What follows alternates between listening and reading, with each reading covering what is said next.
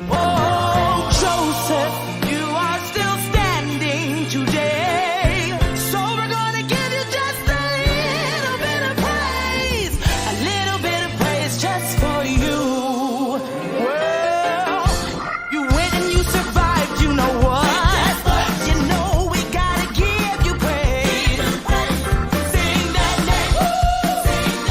Oh, Joseph, we praise you. And when we do, we'll make it rain. Oh, can I get an amen? Oh, you did it. You survived and you're still alive. Well, for all you do, we praise you. Hey, listen up, y'all. I'm gonna shout out this young gun right here because he's trying to do his thing. Joseph Jaffe, not famous. Probably rightfully so. You know what I'm saying? I mean, I'm famous because, he not famous. And he like, yo, let me call my famous friends and see if they'll shout me out and make me more famous, sir.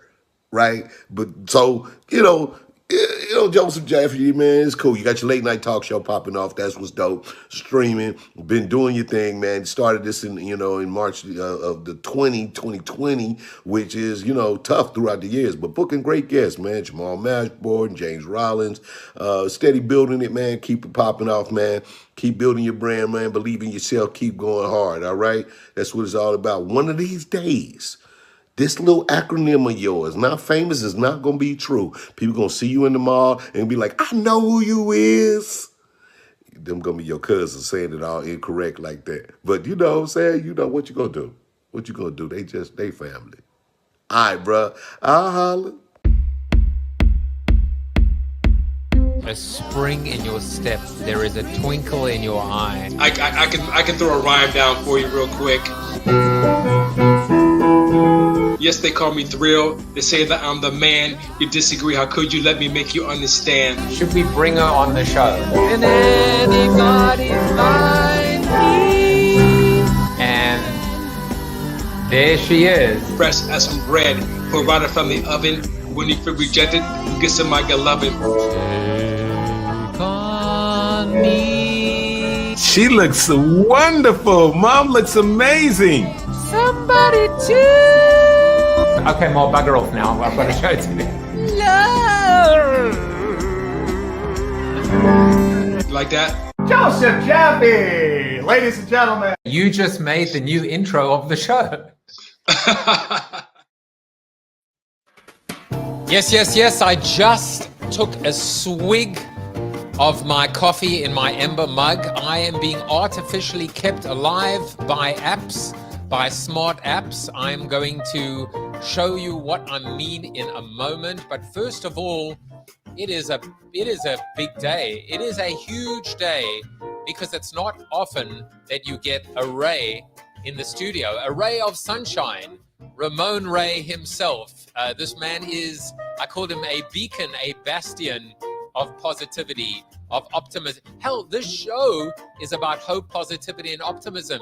Turns out the show is just about Ramon Ray. I didn't realize that at the time, but now I do. So welcome if you are joining for the first time. And if you are not, thank you for coming back. We do this once, twice, 3 times, 4 times, sometimes 5 times a week. 408 guests later, we're not slowing down, not for love, not for money, and maybe for happiness, because the moment happiness leaves you or deserts you, it's time to move on. Now, I told you that I was going to be showing you a few little interesting things. So one of them is I have this product called Lumen, which I'm not only am I not being paid by them or endorsed in any way, but I paid for them. This is a product which I'm going to show you how it works in a moment. That is going to tell me if I am burning fat or carbs. Looking at me, it's quite clear that there's a lot of fat to burn. I get that. But what I'm going to do right now is I'm going to do a little bit of a lumen check, a custom check-in. And let's put this down a little bit. And let's go. All right, I'm going to breathe.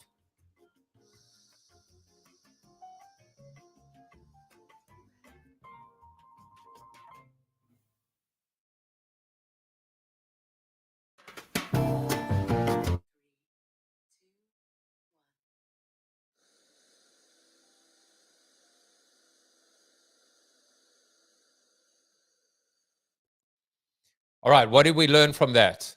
Let's see what we learned. What we learned right now is that I am burning,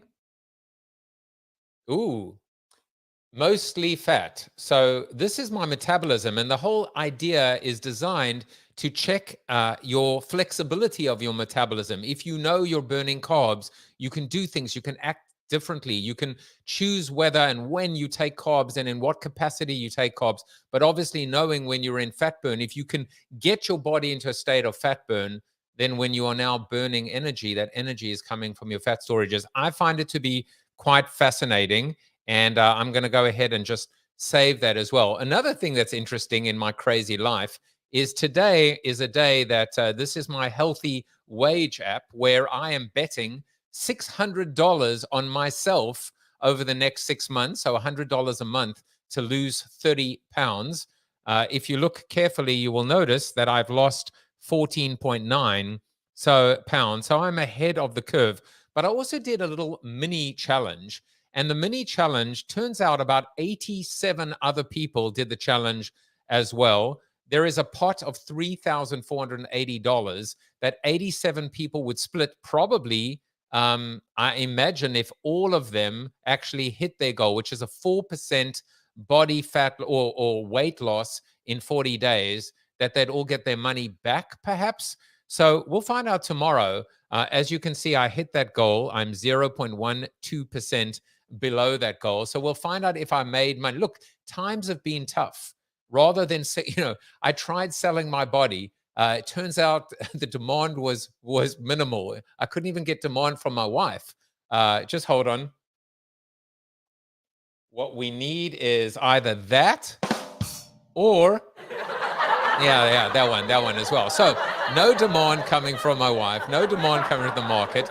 I thought I could sell my blood, but turns out maybe I can sell my fat. I know that sounds a little gross, but hell, we have to make ends meet no matter which way we can. I'll tell you something else that makes me really happy, and it is the power of manifestation. I'm learning a lot about mindset. I'm learning a lot about manifestation. Today, you will learn even more from Ramon about it. But every morning, Monday, Tuesday, Wednesday, Thursday, Friday, from 8 to 9 a.m. No, Ramon, it is not competitive in any way with Breakfast with Champions because we have a very small, intimate group in the Discord. We talk, we connect. The Collective Cafe is a little subset of Alpha Collective. And today was Manifestation Monday. I've been manifesting the fact that this show, Not Famous, Joseph Jaffe is Not Famous, will continue to be not famous, but on HBO Max, on Cheddar, on CNBC, it's something that I'm learning how to do, how to actually come out and say it. Put yourself out there, stick your neck out, be prepared to be a little embarrassed or humiliated. What if it doesn't come true? Or maybe by actually breathing it and birthing it into the world, someone will hear you. Someone will hear you who knows someone who knows someone who knows someone, and who knows what may be possible. So today is Monday. What are you manifesting? How are you manifesting? How will you make your dreams come true? It begins by putting yourself out there. Now, Gabriel is here. He said, what's going on, everyone? And he said, I've sold my body, Joseph Jaffe, but I won't get paid until I'm done in life. So there you go. I would rather sell my body than sell my soul. And I think, yeah, Ramon agrees. And actually, all of that comes full circle when we talk about today's seated soliloquy, which is called Creators. No, not that one. Don't laugh at the creators. You see, that's what happened when you don't have a producer. I meant, yeah, that one. That's a bit of a better one as well. I've been thinking about our space. I've been thinking about myself. I've been thinking about you. And I've been thinking about the fact that we talk about a creator economy, the creator era, the rise of the creator. We've seen it in Clubhouse. We've seen it in and through Web3. But I had an epiphany this weekend. And my epiphany is this. Creators are not meat. We are not a commodity. And we are not your competition. We're not a competition. We're not going to sit in the Colosseum as you decide who lives and who dies. You know, we've seen a couple of efforts in order to get creators on board. And I'm here today to tell you, no more, no more. Don't create competitions. If you want your creators, if you want creators, then open up your business to them. Offer something to all of them. Maybe it's by invitation only. That's fine if you choose and handpick. But the minute people are filling out forms and auditioning and applying, well, it opens up the door for a rejection.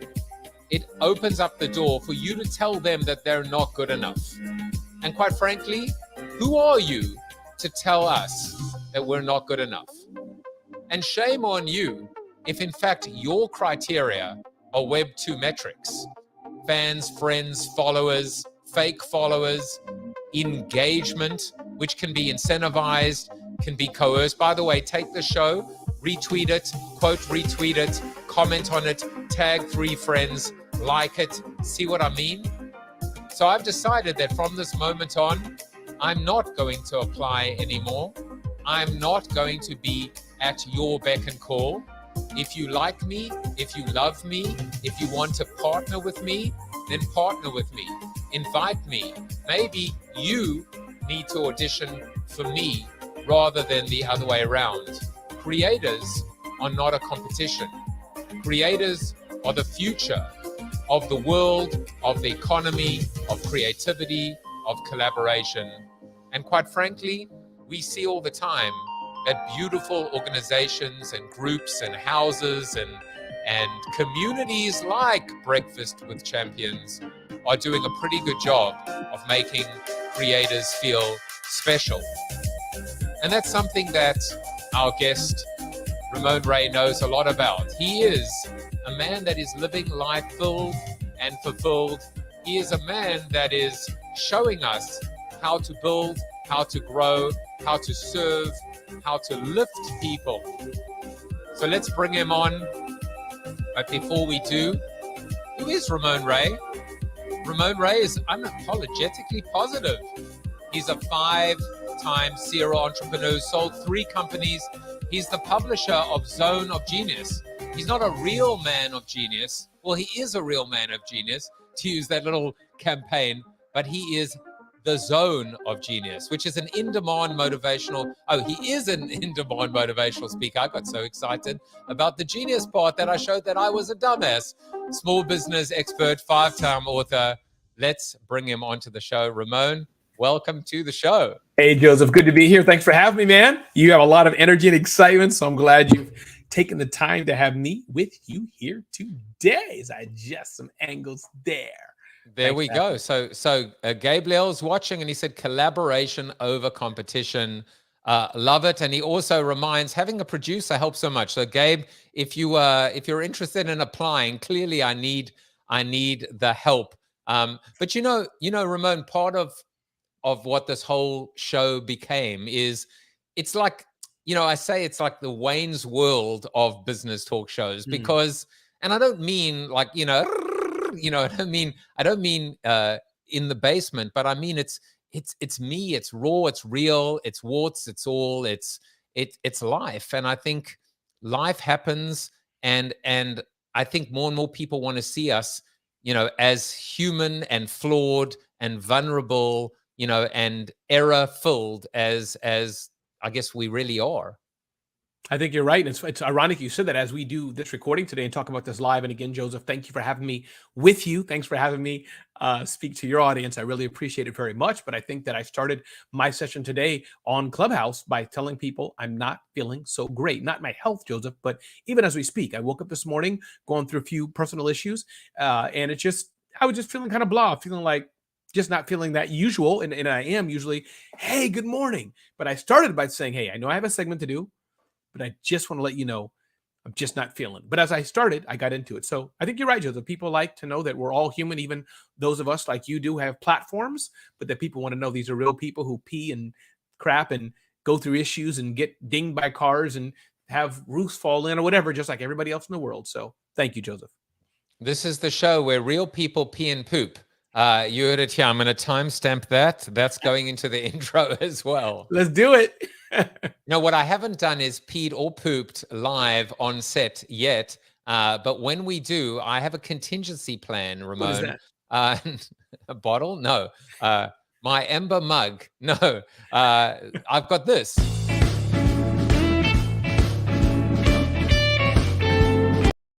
That works. That I mean, works. you know, that's. I almost feel like I'm the one of those one-man bands, you know, with the cymbals and the drums, etc., and the harmonica that's kind of like on. But you know, it's authentic. There's that word we hear a lot, and we overuse it. It almost becomes a cliche. Sometimes you even see people rolling their eyes. But what does authenticity mean to you? I think it means being real. There's some ways that you can be fake, authentic. And by, especially I think people who say too much, I'm just being real, I'm just being real. Fine line between being a jerk or not. But I think that for you, for myself, for many in our community, I think authentic means just it's the real me. Doesn't mean you're not professional. Doesn't mean you don't have class, Joseph. But I think it means, it's me. I'm not trying to put on a fake aura of who I'm not. Yeah, it's me. I think that's what it is. I like that idea because it's almost like when someone says, "Can I be real with you?" They're basically saying, "I'm about to not be real," or to, the other one is the other one is who farted, but the other one is this idea of, "Can I be honest with you?" And it's like, well, as opposed to, but what was the last thing that you told me? Right. And I mean, we all do it. Yes. And I think there's a good side of it when I say to you, "Hey, Ramon, can I be honest with you?" What I'm trying to say is, I want you to really pay attention to this. Like, I really, really mean this. Right. But I suppose we should just say that then, which is, and the next thing I'm about to say, I really, really am leaning into this, and I mean it, and I have like all the heart, but too many words. Or to add something to your point, Joseph, is that this may be hard for you to receive. Maybe that's things like that. So yeah, I think you're on the right track. Authenticity is good. It's important, I think. But also, what is the famous Demi Moore thing she was in, whatever it was, can you handle the truth, or whoever it was? So yeah. That was a few good men. You want the truth? You want the truth? You can't handle the truth. Exactly. You're giving me so much great fodder for the intro, but people don't want intro fodder. What they want is fun facts about Ramon Ray. They want to know who the real man is, because they see, and I will get real for 1 second, just kidding. But the one thing is, we see this beautiful smile, we see this positivity, and we don't sometimes see, someone who says, "Hey, I'm just feeling a little down today." Maybe it's just the body, maybe it's the mind. I can't always be operating at 100% or 110%. But still, people don't care. What they want to know is they want to know who is the man behind the smile. And would you be surprised to know that this man is an expert at body language and reading the room? Why? Because he's a graduate of the FBI Citizens Academy. I am indeed. What is that? Does that mean you can perform a citizen's arrest? Joseph, actually not even one citizen's arrest, because that's for normal. Every American can do a citizen's arrest. But since I'm a graduate of the FBI Citizens Academy, I can do 3 citizen's arrests at one time. Yes. So that's what that means. Special badge we get? No. But yes, to answer the question, if I can be honest with you, is really it was a 10-week experience. Once a week, where we were briefed by the FBI about a variety of things, kind of their ambassador program. We did shoot some weapons. That was pretty cool. We got to do some simulations of some bad guys. And so it was a pretty cool experience. And I think the plaque is right behind me, which I'm proudly showcasing right there, which is signed no less by Robert Mueller, who was in the news for 400 years for some things that he was doing with our former president. So yeah, I haven't. That name doesn't ring a bell. What did he do again? He was on the X-Files, right? Exactly. Flying a spaceship. So what else do we know about this man? Well, for example, he was fired from the and you actually wrote it with a little bit of a. I always love the Freudian slip. He was fired from the Untied Nations, but actually. here is I mean, this is a man who is pretty accomplished, meeting. How was it meeting Megan, by the way? It's amazing. She was passing me by, and then she did a double take. She went, "Wait a minute, are you the not famous Ramon?" And I was like, "Yes." And she said, "Wait a minute, you know Joseph?" And that was the experience. So It was wait, beautiful. what does it mean you were fired from the United Nations? Yeah, what it means is that I worked at the United Nations until they gave me permission to have my own business, but there was a jealous staff member there who made a lot of big stink for it, and then that permission was revoked. And since that permission was revoked, and I continued to have my own business, they did not renew my contract, which is equivalent to firing me. The politics of the world, right? I mean, Yes. it's unbelievable. So let me ask you a question. If I'm like kind of going down an interesting Please. rabbit hole, which is why do people feel threatened in a corporate environment? Why are people just not secure with who they are? Why do people not realize that together we can do more, as opposed to creating these fiefdoms based on the opposite of united, right? Of untied. Yes. Why does it exist? Yeah. I think, Joseph, in the case of this particular, I'll answer the bigger question. But in the case of this, if there's limited resources and you feel that there's only one opportunity and a big opportunity, some people, the evil in them comes out. I don't think you or I would do that per se, unless, I needed bread for my kid, then I would never kill Joseph. I may bonk him on the head and tie him up and take a slice of bread for my kid who was starving, but that's usually not the case that happens. I jest. But the point being, Joseph, is that I think that some people just have an evil heart. And the only way they know to get what they want is to go vicious. So that was the case of him. But I think in general, Joseph, listen, people are good people, I think, in general. But oftentimes in corporations, it's that dog eats dog world. And I possibly, Joseph, also were not shown great examples. The manager above me pushed me down, abused me, treated me bad. So when Joseph, who's working under me, comes up, oh, I guess I got to do the same. But I think if there's examples to show the way to advancement, the way to live life fulfilled is to pull others up and to uplift others, then I'm going to want to reciprocate. Say, hey, by the way, my buddy Joseph, he's here too. He's better at this than I am. I'd like to do it, but you know what? You should really call him. And I think that makes the world a better place. It's such an interesting idea. To quote, "the evil comes out," because we could argue and we could have a really amazing conversation about whether, I once heard that evil equals the absence of good, meaning when there is a void of good, then evil just exists, Sure. and evil is blotted out by good. Now, if we believe that people are just naturally good, but something is going on, or that is one argument. The other argument is some people just are not good. But I think whichever way you land on that, when you create a culture of goodness, when you create a culture of kindness, when you create a culture of reciprocity, and I believe that that's what you're doing and what you do in your life, it's hard to be evil. It's hard to do the wrong thing when you are conditioned to do the right thing. So powerful. I love that, Joseph. And you're right, because I think that that's what happens. It's just like a rabid dog or anything else. I was with my son in Europe, and he has a dog, and this is a minor example because I've seen many owners do this, but up close and personal saying this, he was teaching the dog to wait, quote unquote, until the master or the owner goes first. I think that's a common thing with dog owners, I guess. I've seen more than one dog owner do this. So to your point, Joseph, yes, if you're not conditioned, if you're not trained, if you're not given an example how to do that, then you're going to model bad behavior. But the more and more, if you're taught, if you're shown, like the example I gave, oh, there's a chance for advancement, or there's a chance for an opportunity. Okay, great. Yeah, I think I'm pretty good at it. I can do it well. Let me raise my hand. Or, you know what? Over there. So I think, Joseph, if we had that more and more to model good behavior, see good behavior, highlight good behavior, and showcase that because somebody else goes first doesn't mean I'm going to go last.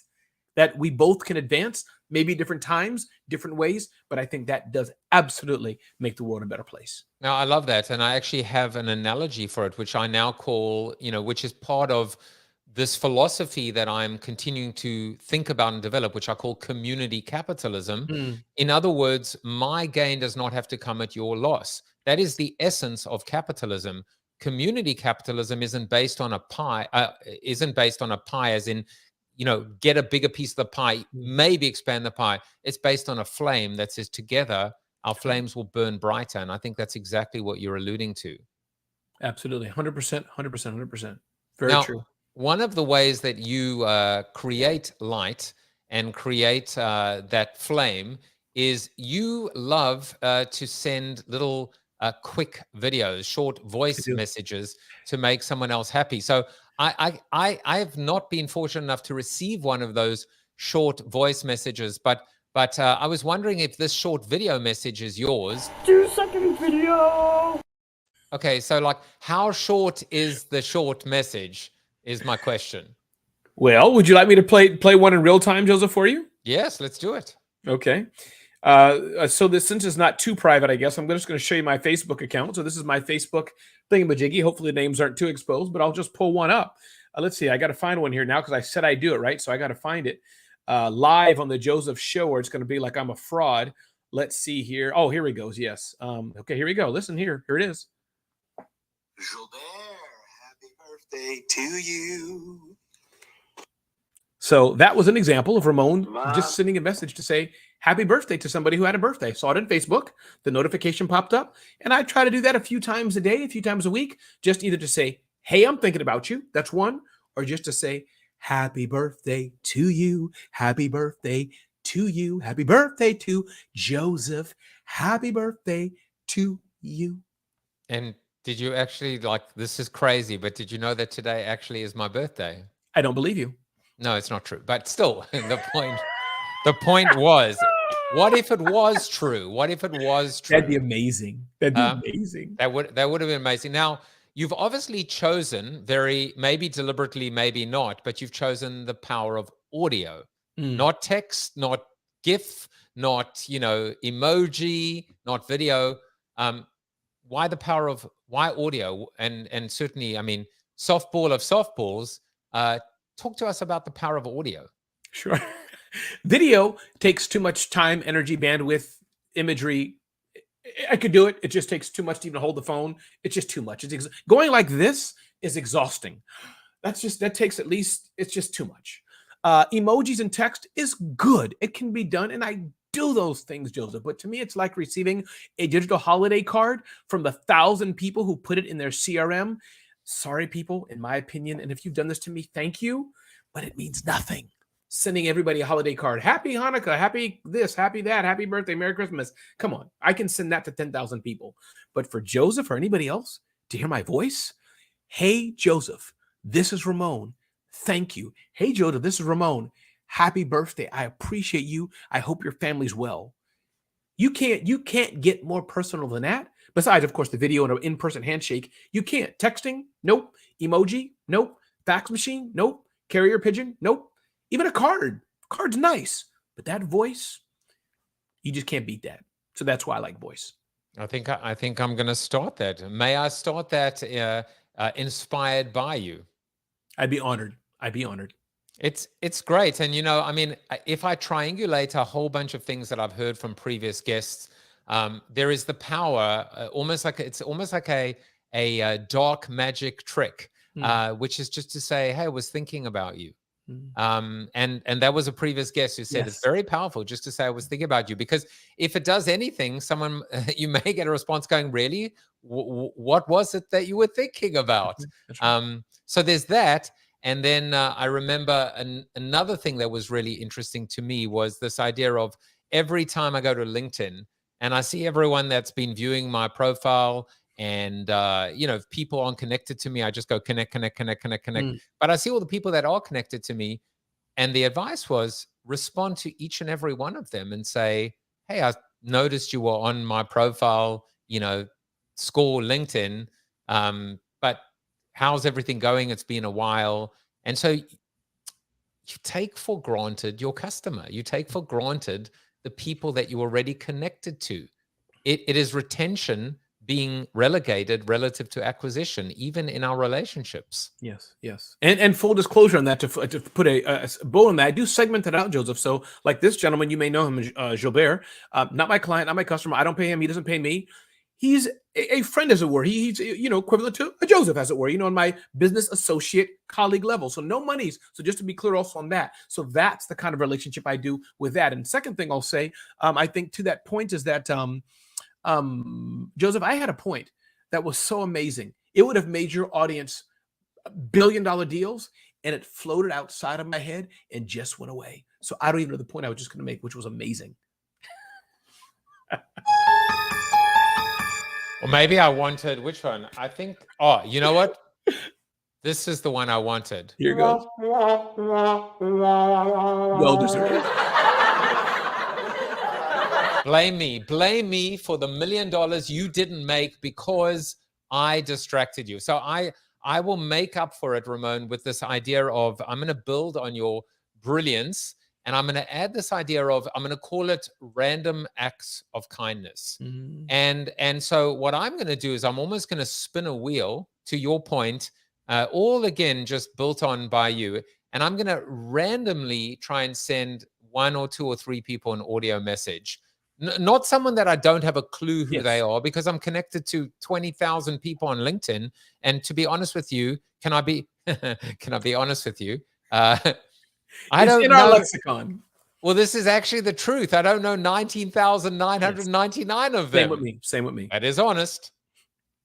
Maybe too honest. No, same with me. And by the way, Joseph, I remembered what I was going to say is that when you check in with people or say hello to people, things like this, closer people, not just randomly, of course, even clients, I don't do that per se. But the point is, what I would say is I talk about me first in a good way. So what I've done, to a regular set of friends and associates, hey, listen, Joseph, I hope you're doing well. By the way, I just got back from Europe.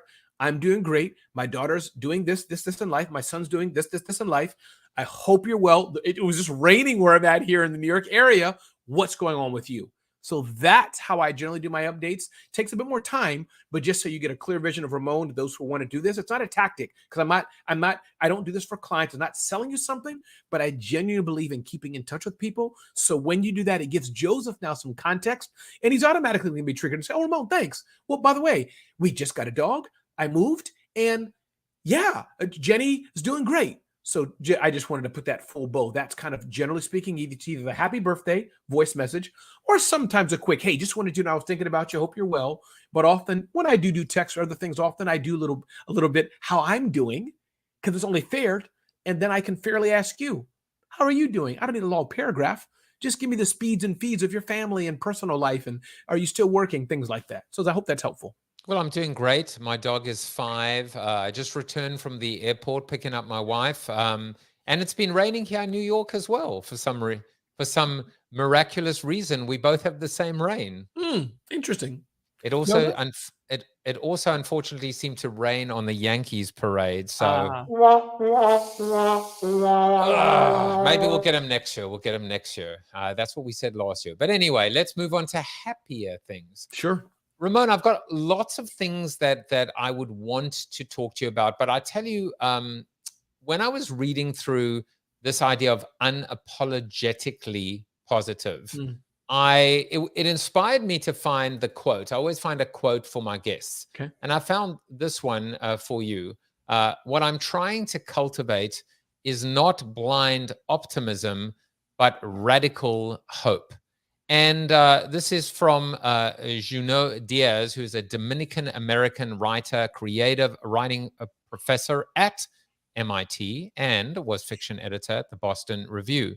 And what I was actually searching for was the concept of toxic positivity. And so we hear that a lot, and it's almost become, I feel like, something that people talk about, but they don't really understand what it is. And I thought, you know what? Like, what are we being asked to do? To not be positive all the time? Like, what is really going on here? And so whether you want to respond to the quote, right? Not blind optimism. So it's almost like this idea of positivity with a purpose, radical hope, and the concept of extreme or radical. So whether you want to comment on this or even segue into this idea of how do you interpret toxic positivity? What happens when people come up to you and go, Ramon, you're happy all the time. Don't you ever have a bad day today, if you were paying attention? So I would love to hear your thoughts on that, because for a living, what you do is you inspire people, and it just stands to reason that you need to be inspired too. I think it's I a know great there was question. like 17 points in No, there. that's okay. I'll answer all 17. But I think that a few things come to mind for me, and thank you for the astute question. I think that, yes, there can be a fake positivity, a fake Pollyanna-ish, a fake, oh, your mother died, the car crashed, dog got hit, whatever. It's raining outside, you lost all your money, got fired. Oh, that's okay, just ha ha ha. That's fake. And I'm not, and I'm sure you're not just referring to that. There's life and there's moments where you can embrace feeling sad, where you embrace, man, today's not great. Oh, you know what? I got fired. Let me sit on that for a while. But I think, yes, and we're all different, Joseph. Some people are, different. But my motto and how I am genuinely when I wake up, when I go to the airport, when I'm in the taxis, Uber, I love people. And so if I'm in the Uber, and all the time I'm not, some days a late night flight, you want to sit quietly. But do you know how many amazing conversations I've had with Uber drivers? In fact, even on my Facebook page, I've started interviewing some Uber drivers. Some time ago, I did stop doing it, but interviewing them about their quick lives, those who wanted to, or passing by the bodega owner. I go to church in the Northeast here, and the bodega owner, Spanish owner, just learning about his family, about his business. So what I'm trying to get at, Joseph, is that there's the far side always being Pollyanna-ish, whoever Pollyanna was, but being fake excitement and happy and everything go lucky. But there's that aspect of, though, we're human. I'm passing Joseph on the street and he has a funny orange hat on. I can say, hey, your hat's nice, man. Where'd you get that from? Make him feel good. The clerk at the grocery store, she spilled the fries. I can bend down and pick the fries up with her, not berate her. So I hope that's helpful. I'd love your input on that too. But that's what I mean by unapologetically positive. I'm not saying everybody has to do it. So I want to be clear. I'm not saying that, but that is Ramon, what people have said, and a little bit of me, what people have said about me, that is me. So not only, yes, as a profession, it definitely helps me as a keynote speaker and MC. I fly around the world on stages doing that and for my clients, but yet Ramon himself, pretty much all the time, if you're the train conductor and we've had any chance to spend a bit together, you sat down taking a break in the train car, most likely I smiled at you or just said, man, rough day, huh? Thanks for being here. Just that. So I hope that's helpful. Listen, you've written 5 books, I believe. So have I. Yes. I've just finished my 6th, although the editing has begun. But I'm proud to say that Ramon Ray's new book, look for it wherever books are sold, is called Positivity is a Choice. Yeah, that's what I was actually thinking as you were talking.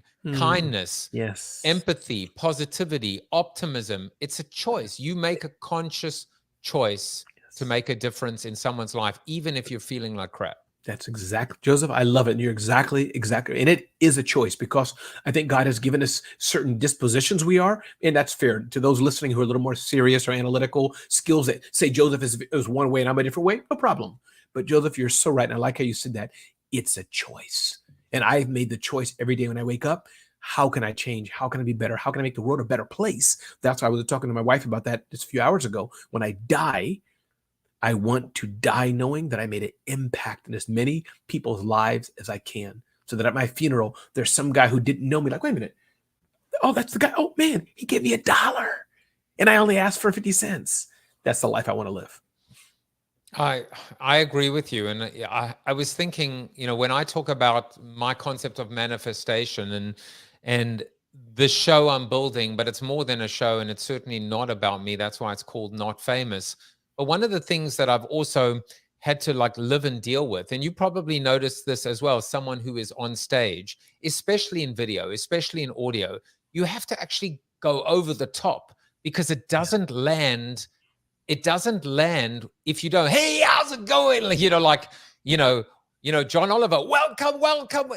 It has to almost be over the top in order to come across as normal. Yes. But there's something not authentic about it. And I struggle with that idea because how do you stay, how can you be high energy without being over the top and inauthentic? And it's I don't know the answer, but I'm trying to figure it out. Well, I have the answer. And I think that I don't like the word professional speaker. I don't like it, but that's what the industry uses. So I'm going to use it, but it's something that I revolt. I just don't like it. But I think the audience can tell between the person who's just screaming full of hot air and trying to be high energy and they're really not. And I say that, Joseph, because my audience, my clients call me hype man, call me high energy, and I'm hired repeatedly to host events. That's authentic. And you can tell also, nobody can fake this, but before I come in the room, meaning as I'm an hour before, I'm talking to the attendees, shaking their hands, asking where you're from, what's your name, who are you? Nobody asks me to do that because I genuinely love the attendees. How can I serve them and engage them if I don't even know 5 out of the 5,000 people's name? So to me, Joseph, for those listening who want to learn it, you be you. Because if you're the executive, hey, my team told me to tell this joke. 3 guys were at a taco bar, and one guy didn't show up. What is that called? Blah blah blah. Okay, so now back to this pen we're selling. This pen, come on, really? That skip the joke then. So, and I get though, because they're trying to be engaging. We're always taught how to bring the crowd. So those who are learning it, take improv and take it for a few years. Just learn to be you and how to be that a little better yourself. Don't try to be Joseph. Don't try to be Ramon, because you'll be horrible at it. And I must say, I've even accused, like Seth Godin is a guy who I really like and appreciate and look up to. And I've had to catch myself some days I'm not him. Hello everyone, welcome. My name is Ramon Ray, and there's something very profound I want to share with you. That's not me. I'm not a profound guy.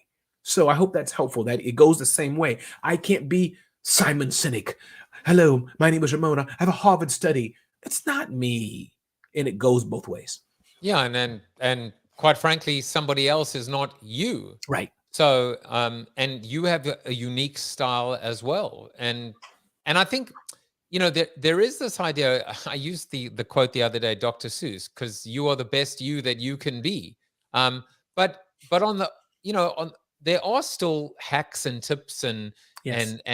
and like one of the things that I do, which is very similar to what you do, is I love the idea of going and talking to attendees. Mm-hmm. I try and show up before my presentation. Absolutely. A day before, a night before. I hang out, I listen to the other speakers.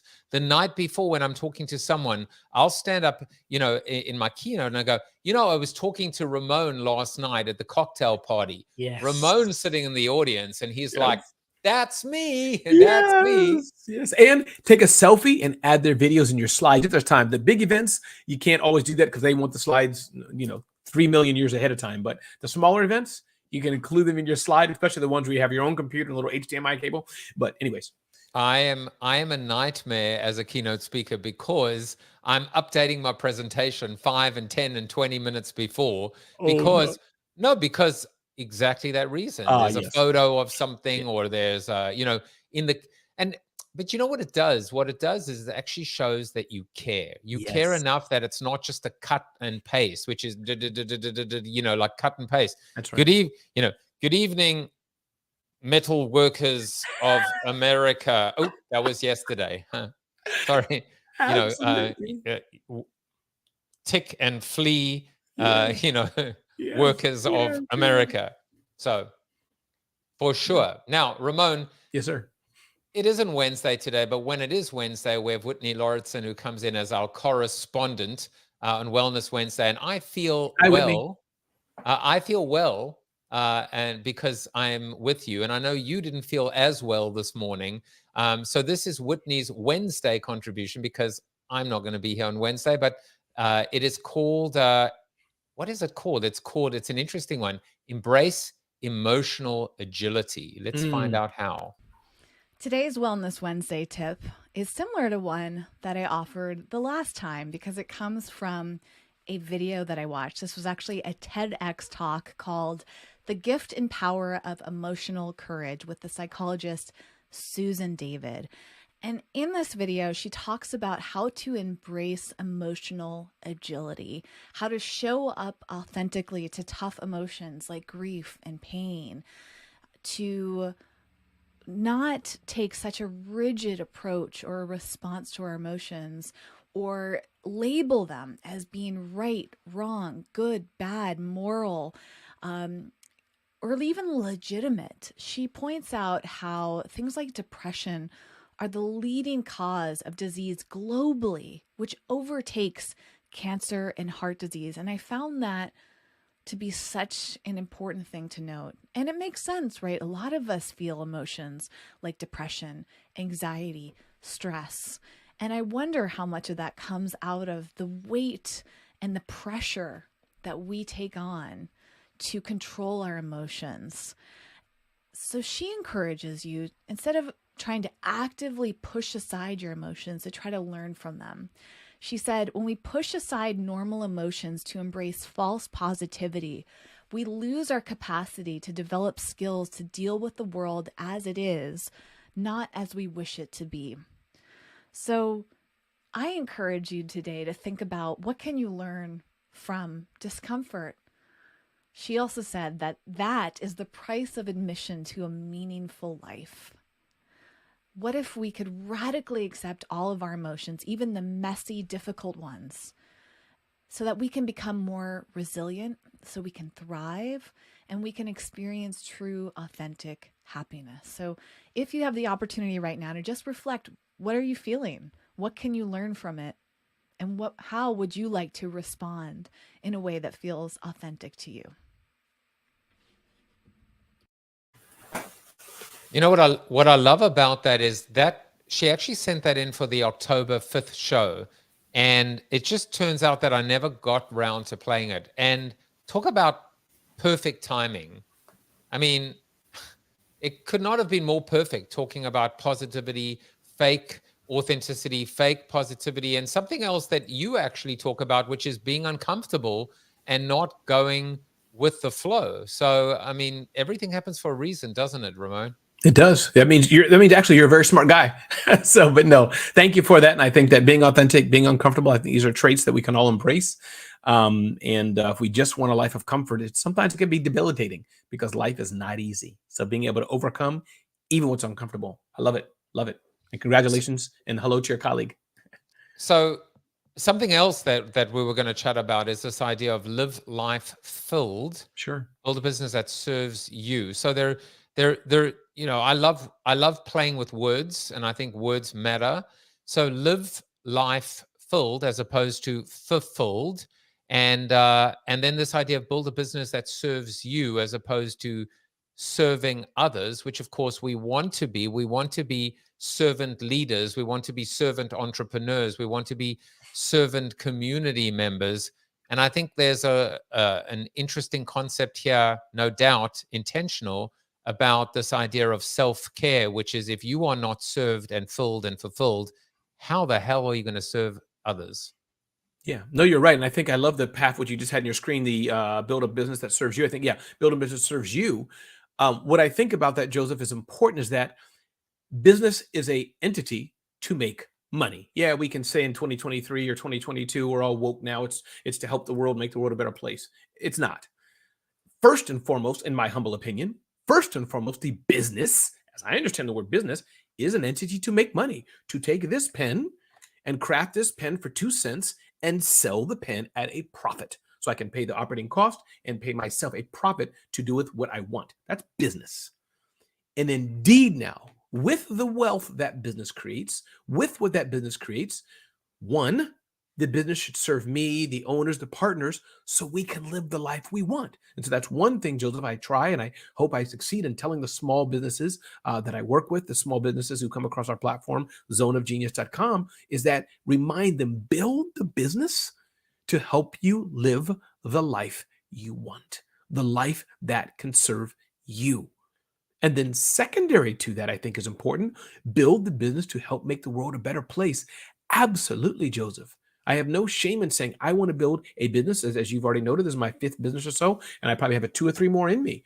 I want to build business that generates wealth so I can serve other people. So I hope that's helpful, but that's the purpose of what we're doing, the purpose of any business. And whether you're the a designer, graphic designer, whether you're Joseph, whether you're a speaker, whether you're a consultant, whatever you does, build your business to generate money for yourself and your fulfillment.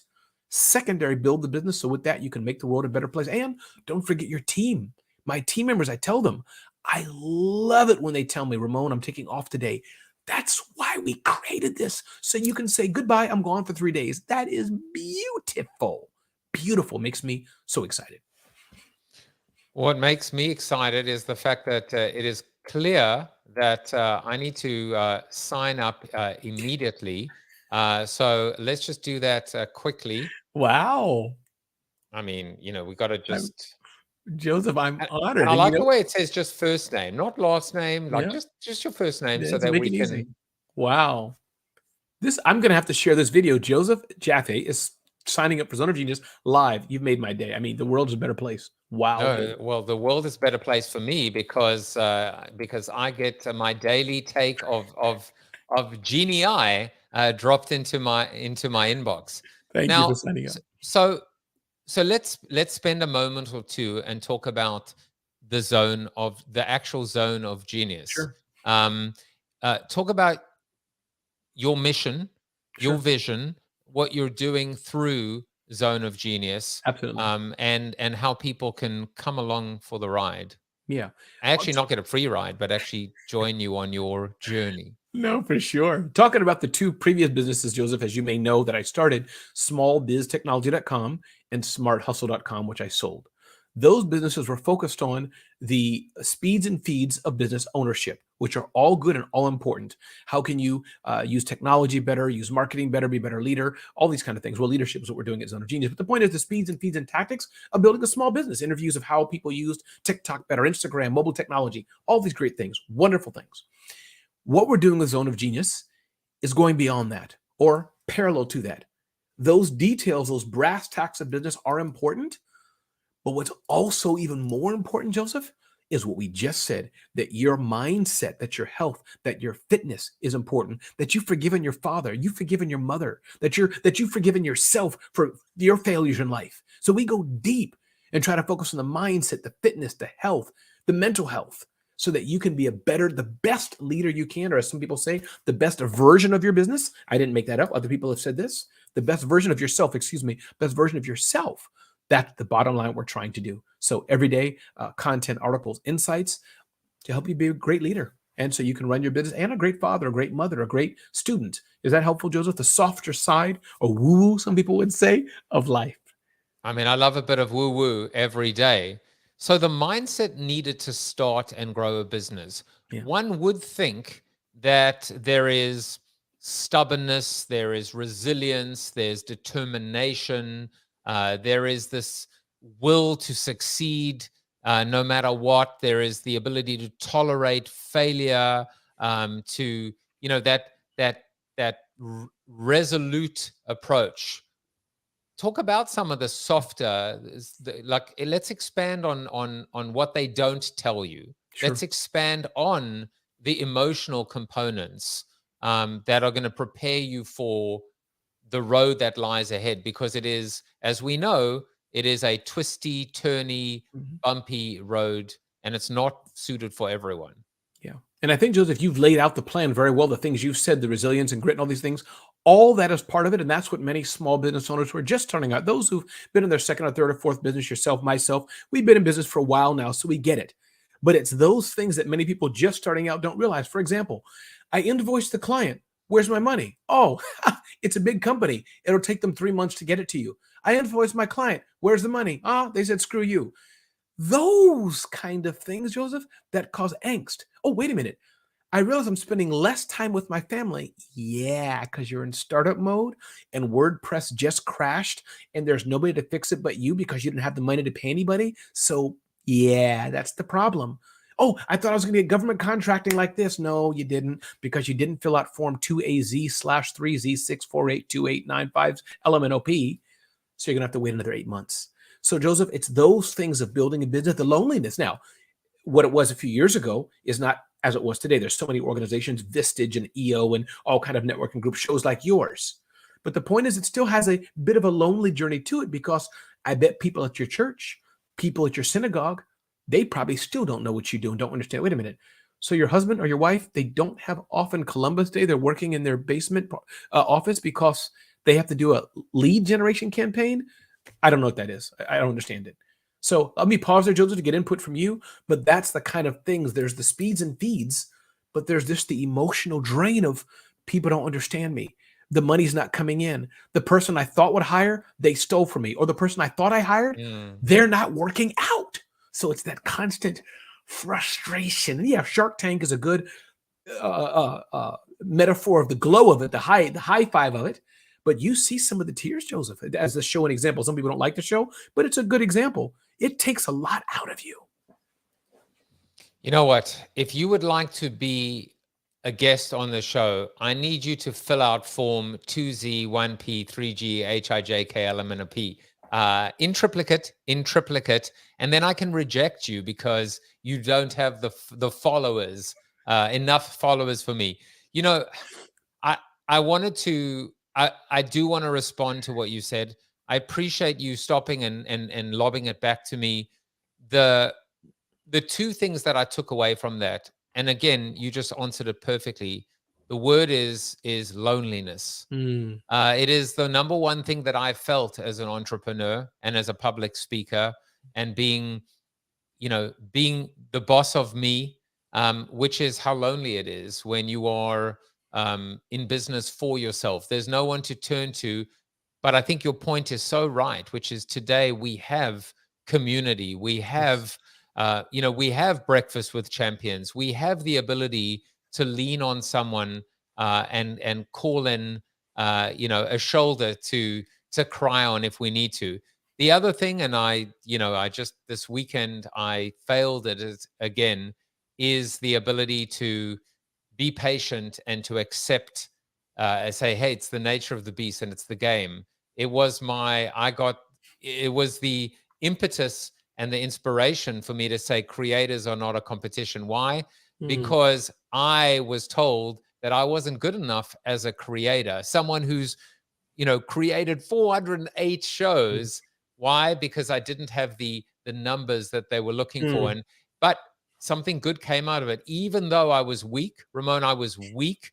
I pushed against it. I let them know that I wasn't happy, and I'm being very, very politically, correct right now. But thank God I was able to demonstrate I was weak, and that weakness has allowed me to realize now that I can be strong for others, to say, hey, listen, no more competitions. We are not your gladiators in the Colosseum. I love it. I think it's powerful. And I think, Joseph, one thing you can do with that, of course, is some people will reject us, some people will not. And as you're doing already, you're making your own seat at the table. I gave a speech at the National Speakers Association Winter Conference, I think it was last year.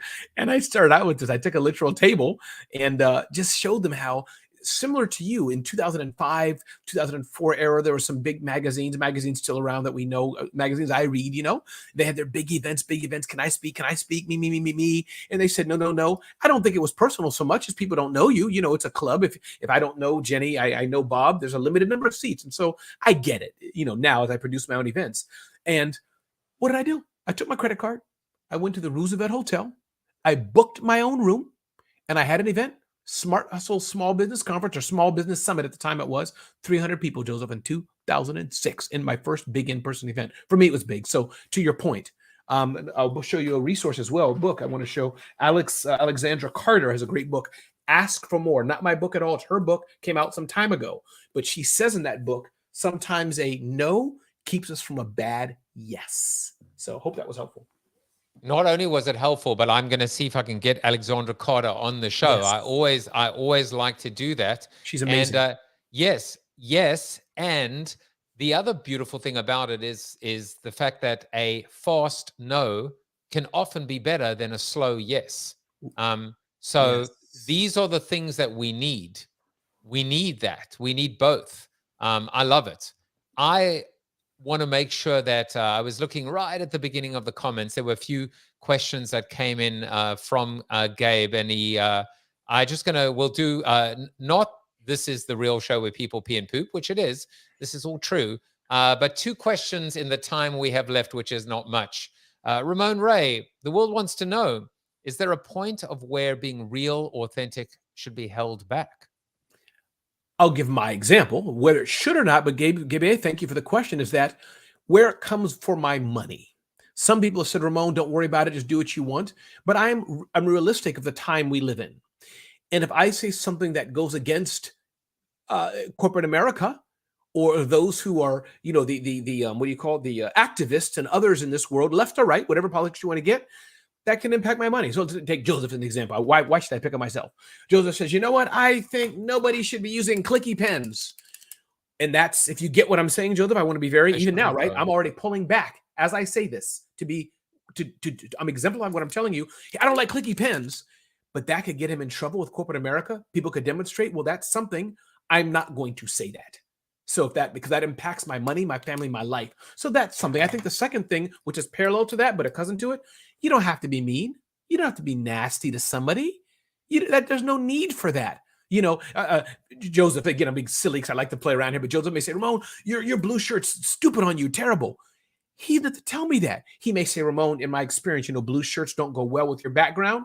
Got it. But there's no need to be nasty. I'm just being real, bro. I'm just being real. Your blue shirt's dumb. No, you're being an idiot.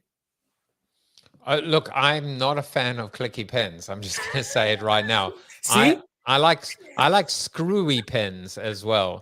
Joseph, in that case, we're going to have to cancel your show. We're going to take it off all the platforms because you just went against the whatever we're doing, the flavor of the month. Oh my goodness, I just found out that my keynote next week at the Clicky Pen Association of America has just been canceled. So there we go. There we go. Yes. I've learned a valuable lesson. We'll go just for one more question. First of all, Paul P said, so much fun listening to you guys. Paul. I told you it was fun, even if you didn't think so. Paul did. But I love these questions coming in. And he said, here's another one, right? Is it hard to be totally vulnerable all the time?